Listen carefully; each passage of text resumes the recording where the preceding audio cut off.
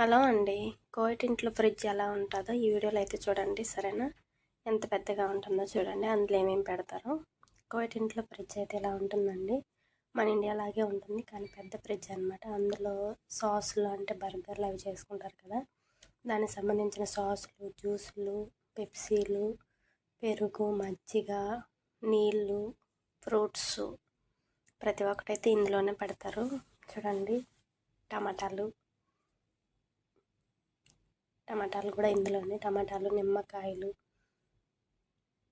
మన ఇండియా కూరగాయలు ఎక్కడ కూడా ఉంటాయి. చూడండి, క్యాప్సికము, క్యారెట్, కీరకాయ ప్రతి ఒక్కటైతే ఇందులోనే పెట్టుకుంటారు. ఈరోజు వండిన ఫుడ్ ఏదైనా మిగిలినా కూడా ఫ్రిడ్జ్లోనే పెట్టి మరుసటి రోజు అయితే తింటారండి. ఇక్కడ చూడండి ఎంత పెద్ద ఫ్రిడ్జ్.